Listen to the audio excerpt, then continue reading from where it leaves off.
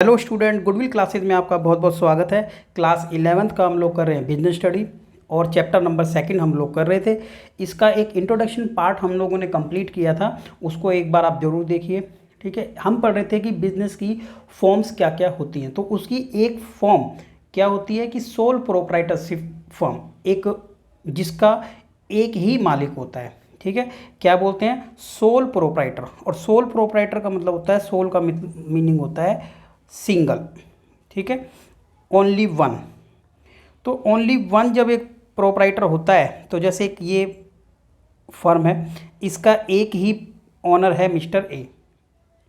अब आप समझ सकते हैं, जब ये इसने कोई बिजनेस चलाया है, हम अपने आसपास ऐसे बहुत सारे बिजनेस को देखते हैं जो सोल प्रोप्राइटरशिप फर्म होती हैं। ठीक है, इनका आप देखेंगे एक ही ओनर है। आप अपने आसपास किसी भी तरह की छोटी मोटी फर्म आप देख सकते हैं। ठीक है, कोई शॉप आप देख सकते हैं। ठीक है, एक ओनर सिंगल ओनर होगा, वो माल परचेज करता है और परचेज करने के बाद सेल कर देता है। ठीक है, तो इस तरीके की एक सोल प्रोप्राइटरशिप हम देखते हैं, एक अकेला मालिक होता है। तो आप समझ सकते हैं वहाँ पर कि एक अकेला जो ओनर होता है वो खुद ही सारी कैपिटल इन्वेस्ट करता है। ठीक है, इन्वेस्टर एक अकेला वही होता है, और साथ में जितना भी सारा रिस्क होता है वो उसी का होता है।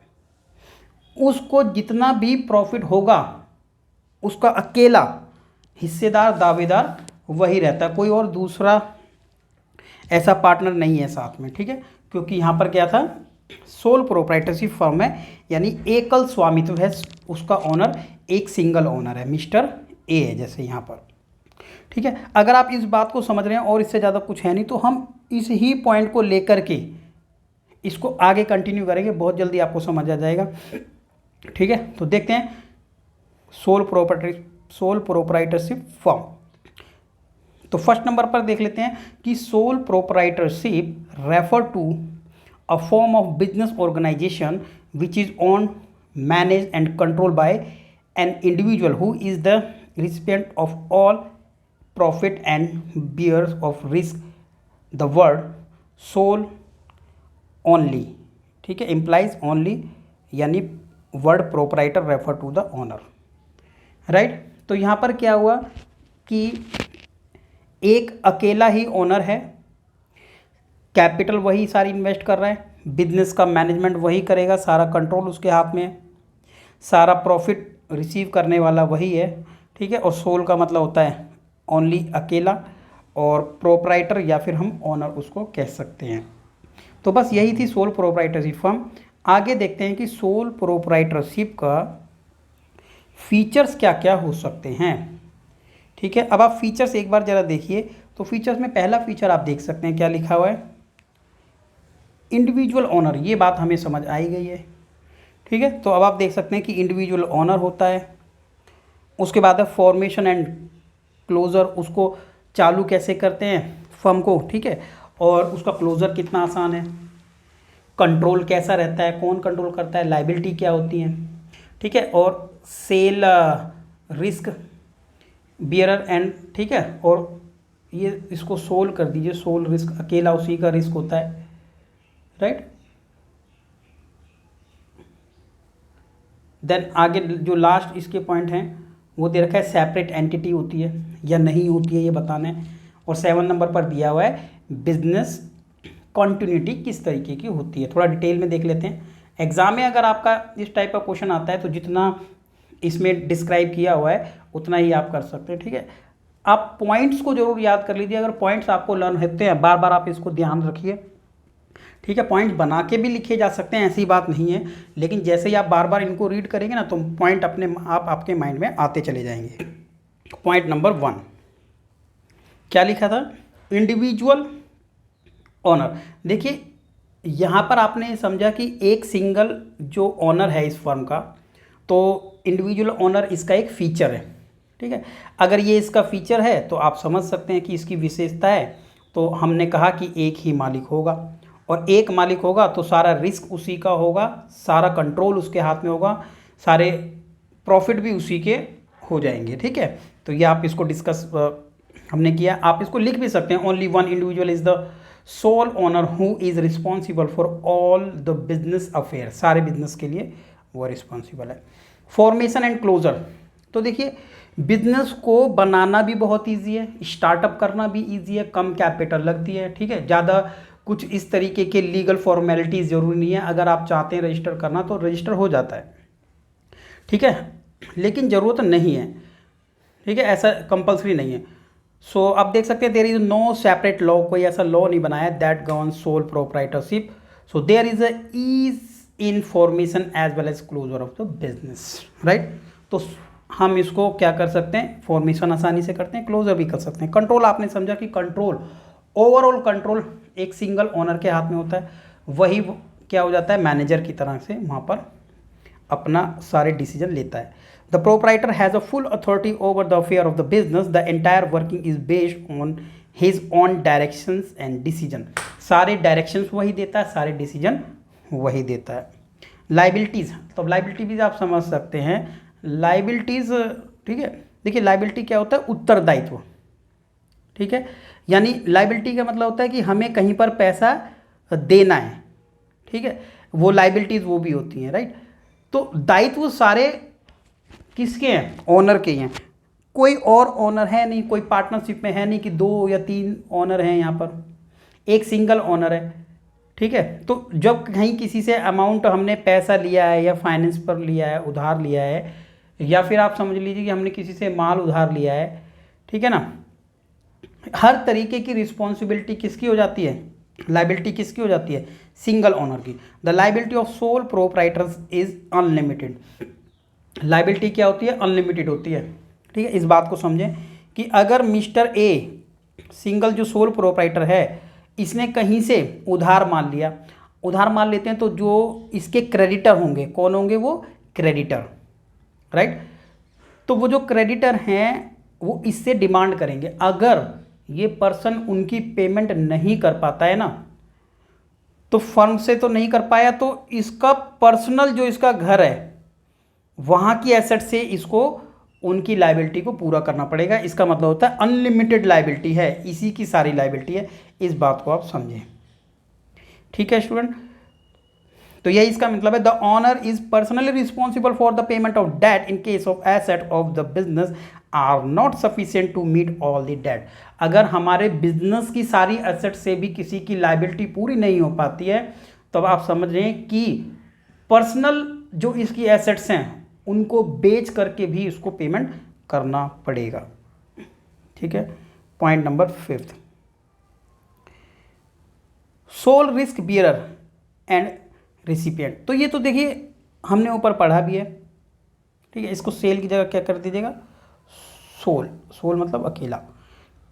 देखिए सोल रिस्क यानी अकेला यही रिस्क बियर करता है और साथ में सारा प्रॉफिट भी लेता है, तो एक ये पॉइंट है। The risk of failure of the business and entire profit earn also belong to the sole proprietor.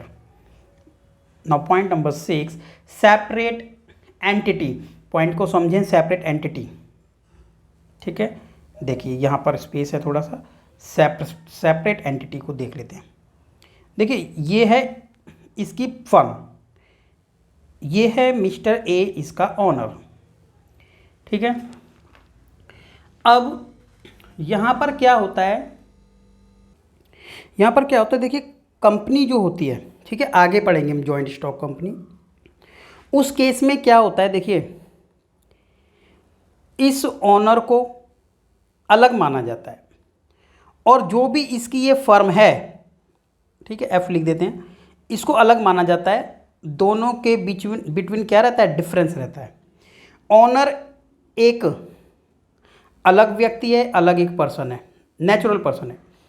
यहाँ पर ये एक व्यक्ति है, एक अलग पर्सन है, आर्टिफिशियल पर्सन है, दोनों को अलग माना जाता है, ठीक है, कंपनी के केस में। अब अगर ये मिस्टर जो ए है, कंपनी के केस में समझे ना आप, ठीक है, कंपनी के केस में अगर मिस्टर ए अपनी लाइबिलिटीज़ को नहीं पे कर पाता है, ठीक है, तो वहाँ पर क्या होती है, लिमिटेड लाइबिलिटी होती है, लिमिटेड लाइबिलिटी, राइट। तो इस पर्सन को अपने घर से ला करके कुछ नहीं देना है, क्यों, क्योंकि ये अलग पर्सन है, वो अलग पर्सन, आप समझ रहे हैं, दूसरे पर्सन से लाकर क्यों देंगे हम, ठीक है, ऐसा आप समझें। लेकिन यहाँ पर, ठीक है, लेकिन यहाँ पर किसकी बात हो रही है, सोल प्रोप्राइटरशिप की। सोल प्रोप्राइटरशिप में ऐसा होता है, कि ये अनलिमिटेड लायबिलिटी है यहाँ पर, और सेपरेट एंटिटी नहीं है। ये जो हमारा बिजनेस है मालिक से अलग नहीं है, ठीक है। छोटी सी बात है, ये बिजनेस मालिक से अलग नहीं है, लेकिन कंपनी में ऐसा होता है, कंपनी मालिक से अलग होती है, ओनर से अलग होती है। अब जब ये अलग नहीं है तो एक ही बात है, अब यहाँ पर सेपरेट एंटिटी नहीं है, इसका मतलब ये है, ठीक है ना, इसको सेपरेट एंटिटी नहीं माना गया है। इसका मतलब ये हो जाता है कि अगर फर्म को, ये फर्म, ठीक है, यानी मालिक ही फर्म है, अगर किसी पर्सन का डेट नहीं देती है तो वो पर्सन फर्म से लेगा, नहीं तो इसके पर्सनल एसेट्स को सेल करके भी ले सकता है, ठीक है। तो ये कंपनी में आप पढ़ेंगे, ठीक है ना, और मतलब कंपनी में पढ़ेंगे, वहाँ पर सेपरेट एंटिटी होता है, यहाँ सेपरेट एंटिटी नहीं है। एक पॉइंट दिया है कि सेपरेट एंटिटी, अंदर देखिए इसमें क्या लिखा हुआ है, ठीक है, क्या लिखा है वो देखिए, क्या लिखा है, देखिए क्या लिखा है, business does not have an entity identity separate, मतलब जो बिजनेस है उसकी कोई अलग से पहचान नहीं है फ्रॉम द ओनर, ओनर से अलग पहचान नहीं है उसकी, ठीक है। The owner is there for held responsible for all the activity of the business, owner ही सारी एक्टिविटी के लिए रिस्पॉन्सिबल है, ठीक है। लेकिन क्या होगा, कंपनी की एक अलग पहचान होती है, ठीक है, कंपनी की एक अलग पहचान होती है, वहाँ पर कंपनी एक अलग आइडेंटिटी होती है। कब, कंपनी के केस में, जॉइंट स्टॉक कंपनी के केस में, जो आगे अभी हम पढ़ेंगे, ठीक है। तो दोनों में डिफरेंस यहाँ पर इस चीज़ का है। कोई किसी तरीके का डाउट होता है आप कमेंट सेक्शन में पूछिए। Point number 5, business continuity. देखिए बिजनेस कंटिन्यूटी का मतलब क्या होता है, देखिए जब हम कोई बिजनेस स्टार्ट करते हैं, ठीक है, when we start any business, देखिए तब हम यही चाहते हैं कि हमारा जो बिजनेस है ना वो कंटिन्यू रन करे, ठीक है। ऐसा सोचकर हम वैसे तो अपना बिजनेस स्टार्ट करते हैं, राइट। लेकिन बिजनेस की कंटिन्यूटी तो डिपेंड करती है कि ओनरशिप किस तरीके की है। जब एक सिंगल ओनर है और अगर उसी ओनर की डेथ हो जाती है, ठीक है, या किसी तरीके का एक्सीडेंट हो जाता है, या फिर वो मेंटल हो जाता है, या दिवालिया हो जाता है, बैंकरप्ट हो जाता है, तो आप खुद ही सोचिए ना बिजनेस की कंटिन्यूटी कैसे बनी रहेगी, तो वहाँ पर मुश्किल है। तो यहाँ पर कहेंगे बिजनेस की कंटिन्यूटी क्या हो जाती है, थोड़ी टफ हो जाती है, लेकिन वहाँ पर बिजनेस की कंटिन्यूटी बनी रहती है कंपनी के केस में, ठीक है। आगे तो थोड़ा सा डिफरेंस करके हम पढ़ रहे हैं इसलिए। तो क्या लिखा, डेथ, इंसैनिटी मतलब पागलपन, इम्प्रिजनमेंट मतलब जेल हो जाना, और फिजिकल एलिमेंट कोई हो जाता है, बीमारी कुछ हो जाती है। बैंकरप्सी मतलब हो जाता है कि दिवालिया हो गया, बैंकरप्ट मतलब दिवालिया घोषित होना, यानी जिसकी कंपनी क्या कहते हैं, डूब गई है, उसको बैंकरप्ट कहते हैं। ऑफ सेल प्रोप्राइटर, ठीक है, सोल प्रोप्राइटर के केस में will have a direct effect, उसका डायरेक्ट इफेक्ट पड़ता है इन चीज़ों का on the business, and may even cause closure of the business. तो ये चीज़ें बिजनेस क्यों बंद होने की कगार पर लेकर आ जाती है, राइट। अब पढ़ लेते हैं मेरिट्स।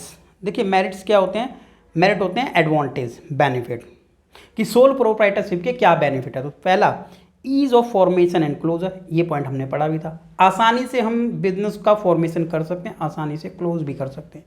क्विक डिसीजन मेकिंग, आप डिसीजन मेकिंग जो करते हैं कैसे कर सकते हैं, क्विक, क्योंकि सिंगल ओनर है, इस फर्म का सिंगल ओनर है, ठीक है, किसी भी डिस्प्यूट की ज़रूरत ही नहीं है। अगर दो पार्टनर होते तो आपस में डिस्प्यूट होता, तो ये जैसा डिसीजन लेगा वैसा फॉलो होगा उसकी फर्म के अंदर, ठीक है, जो भी उसके एम्प्लॉय हैं। कॉन्फिडेंसली, ठीक है, तो यहाँ पर क्या है, कॉन्फिडेंशियलिटी बनी रहती है, गोपनीयता बनी रहती है, यानी सीक्रेट, जो भी चीज़ें ये सीक्रेट रखना चाहें, क्योंकि बिजनेस के अंदर बहुत सारी चीज़ें ऐसी होती हैं जो कॉन्फिडेंशियल होती हैं, ठीक है। तो यहाँ पर कॉन्फिडेंसी यानी गोपनीयता आराम से बनी रहती है, ठीक है। जो चीज़ें हमें सीक्रेट रखनी है आराम से सीक्रेट रख सकते हैं, बट 2-3 पार्टनर होते हैं तो आपस में शेयर करना पड़ता है, ठीक है, हाँ ऐसा हम कह सकते हैं। और किसी तरीके का हमें बैलेंस शीट या कंपनी के जो हमारा ये सोल प्रोप्राइटरशिप है उसके अकाउंट कहीं हमें पब्लिश नहीं करने हैं, कंपनी के केस में करने होते हैं।